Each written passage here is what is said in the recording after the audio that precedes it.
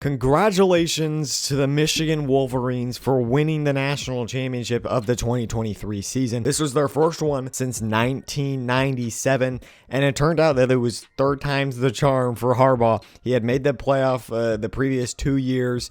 Third time's the charm. He's able to get all the way through, make it over the hump. And I want to go over this whole Michigan season because this Michigan season was really insane. First, let's go over the national championship because I want to give you guys my reaction of that national championship. Simply put, Michigan dominated, and this game had kind of the vibe of the previous semifinal game, the Rose Bowl game, whereas Michigan kind of dominated through and through, but Alabama just kept hanging around, and Washington kind of did the same thing. That first half was a complete domination from Michigan, but it ended up being just 17-10. Washington was actually in a pretty good spot because they just got that touchdown before the end of the half. Penix gets the ball to start the second half. It was looking really good. I was feeling pretty good for Washington. If you guys didn't know, I picked Washington to win that game. Boy, was I wrong. Washington gets the ball, start of the third quarter, and Penix throws an interception. Very first play of the third quarter. And at this point, I got to give a shout out to the Michigan defense. The refs let them play physically, and the Michigan D took advantage of that, of the physicality. And another thing to say, Michigan held the Huskies to just 3 points in the second half. Washington's a second half team, as we know, just 3 points in that second half. Shout out to the Michigan defense. I think it's also worth mentioning that myself and a ton of others thought that the refs didn't do too good of a job this game. I mean, it was kind of inconsistent calls, obvious holding on Michigan that wasn't called, and then Washington on the other end was getting the holds called, rightfully so, but it wasn't the same way on the other side of the field. As for Michael Penix, he really was rattled. He struggled pretty much the entire game. He couldn't get anything going, especially with a Dunze. They only had one deep shot, and that was kind of nearing the end of the game. Never could hook up with any of his other receivers. They didn't help.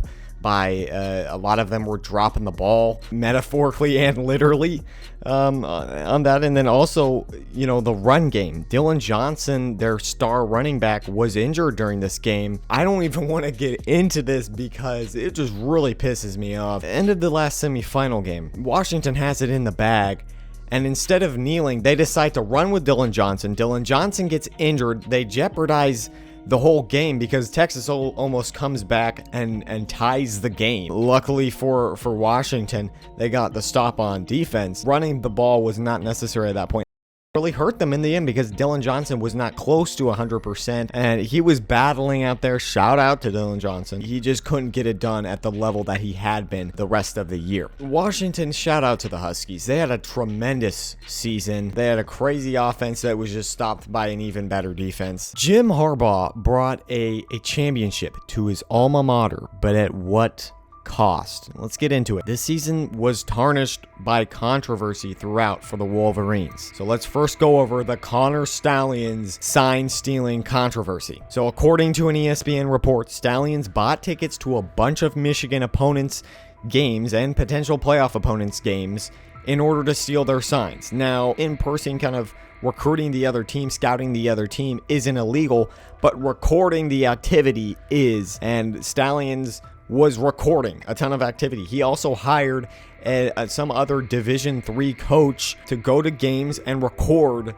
the signs. Then this Division III coach would put the sign recordings onto a file. He said that only Stallions had access to the file from which he knew. Stallions refused to cooperate with the investigations. He ended up resigning. Connor Stallions has actually become a bit of a martyr for the Michigan fans.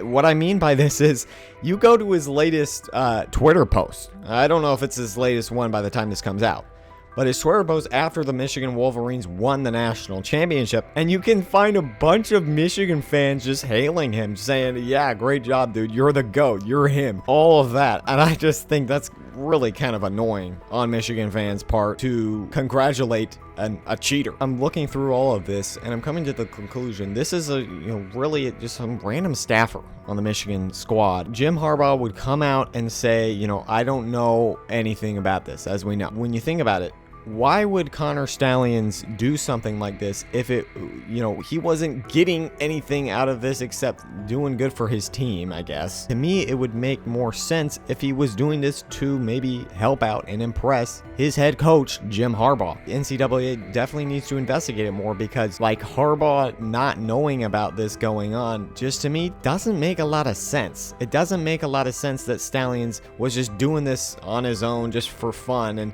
the rest of the team, the rest of the staff didn't know about it. What's the point of all that? Throughout this, the Michigan players were in full support of their coach, Jim Harbaugh. Jim Harbaugh got suspended for the first 3 games of the season and the last 3 games of the regular season. And they were in full support of him, wearing free Harbaugh t-shirts, blocking the cameras with their Michigan flags. They also claimed that Michigan was America's team, all this stuff. I just want to give a specific shout out though to the players taking this as motivation. They obviously took all this noise as motivation, which, shout out to them for doing. All right, so in addition to all of this stuff surrounding the sign stealing, on December 20th, it was revealed that Michigan and Jim Harbaugh was accused of level 1 violations in recruiting during the COVID-19 down period of recruiting. If you didn't know, during COVID-19, like 2020 or so, there was kind of a down period. You can't be recruiting any of that. This is from a person close to Harbaugh. Quote, "He really doesn't think he did anything wrong." It doesn't really matter if Harbaugh didn't think he did anything wrong. It matters if he broke the rules. So I found that response kind of interesting. Obviously, that wasn't Harbaugh. That wasn't Harbaugh. He didn't actually say anything about that. That was someone close to the situation, though, that he didn't think he did anything wrong. I don't think that matters. You look at someone that broke the law and say, and they say, "I don't think I did anything wrong." That doesn't really matter, though. So let's go through some more things that happened.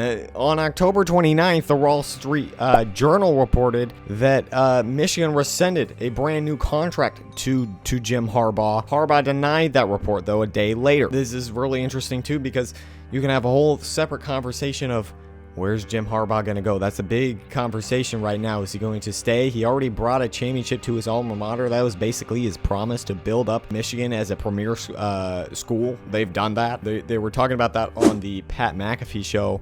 Adam Schefter actually mentioned it, that Harbaugh still wants to win a Super Bowl. So that could be one more thing for him. And, maybe all this contract stuff with Michigan won't matter because Harbaugh will just go to the NFL. And another random thing was on November 17th, Yahoo Sports reports that Stallion's sign-stealing scheme was at least partially funded by a Michigan donor known as Uncle T. Who is Uncle T? I don't know, but that's just part of this whole thing. It's really an elaborate scheme, honestly. Michigan fired the linebacker coach, Chris Partridge, and Partridge was involved in destroying evidence with the investigation related to the sign stealing. Partridge publicly denied this, but again, it's all been alleged. Overall, look, I want to assume the best out of people. It's a lot of stuff stacked up against Michigan, and it's hard to deny that there's some serious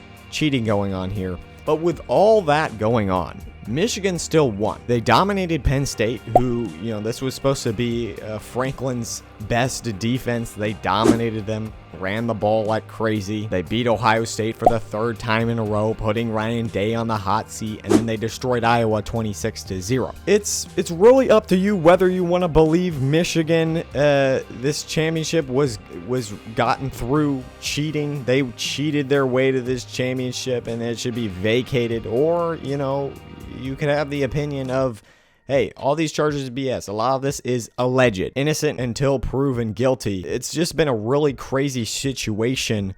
But overall, I think we got to highlight the players for blocking out a lot of the noise, using it as motivation, and delivering a 15-0 championship. What a wild year for Michigan and for college football, and I can't wait to see what happens next. I'll make more videos, if anything else, updates on this, and let me know what you guys think down in the comments. Is Michigan innocent? Is Michigan guilty? Should this championship be vacated? Let me know down in the comments below. Anyway, thank you guys all for watching. Make sure to like, subscribe. We just passed 500 subscribers. We're going for 1,000 this year, so definitely make sure to subscribe and go follow the Twitter for some of my, daily thoughts, whatever's going on. Peace.